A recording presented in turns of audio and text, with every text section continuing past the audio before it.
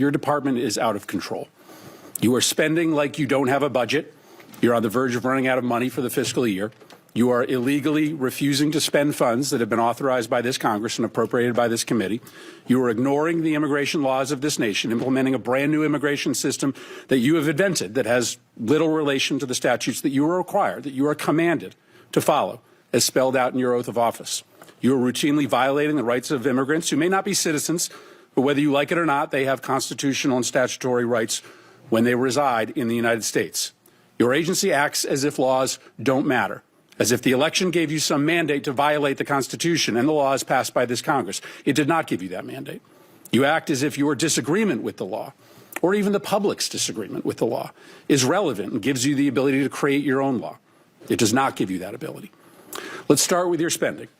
You are on track to trigger the Anti-Deficiency Act. That means you are going to spend more money than you have been allocated by Congress. This is a rare occurrence, and it is wildly illegal.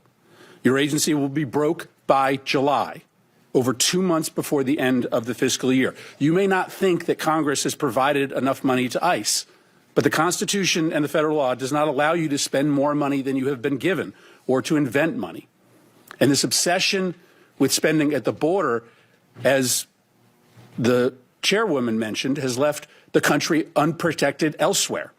The security threats to the United States are higher, not lower, than when before Trump came to office. To fund the border, you have illegally gutted spending for cybersecurity. As we speak, Russian and Chinese hackers are having a field day attacking our nation.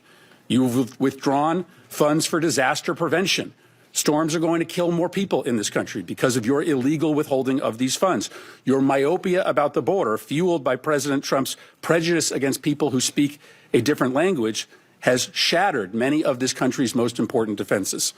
Now let's talk about the impoundments. When Congress appropriates funds for a specific purpose, the administration has no discretion as to whether to spend or not spend that money unless you go through a very specific process with this committee. Let me give you two of many instances of this illegal impoundment. The first is a shelter and services program. Senator Britt may want to zero that account out, but that account is funded, and it was funded in a bipartisan way. You don't like the program. Your policy is to treat migrants badly. I think that's abhorrent, but it doesn't matter that you don't like the program. You cannot cancel spending in this program, and you cannot use the funds as you have to fund other things like ICE.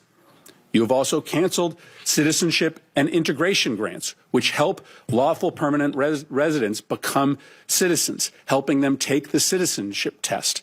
I know your goal is to try to make life as hard as possible for immigrants, but that goal is not broadly shared by the American public. That's why Congress, in a bipartisan way, for decades, has funded this program to help immigrants in this country become citizens. Now let's talk about why encounters at the southern border are down so much. This is clearly going to be your primary talking point today. You will tell us that it represents a success.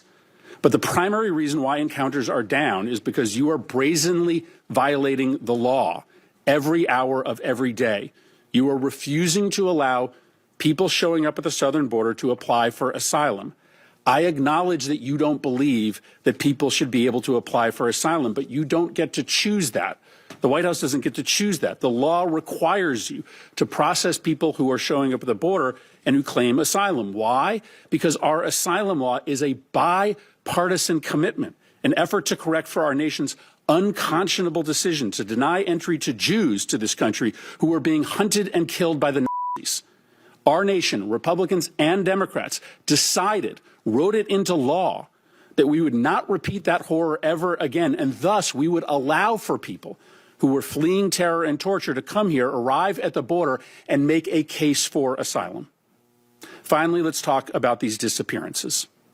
In an autocratic society, people who the regime does not like or people who are protesting the regime, they are just often picked up off the street, spirited away, sometimes to open-ended detention, sometimes they're never seen again. What you are doing, both to individuals who have legal rights to stay here, like Kilmar Abrego Garcia, or students who are just protesting Trump's policies, is immoral. And to follow the theme, it is illegal.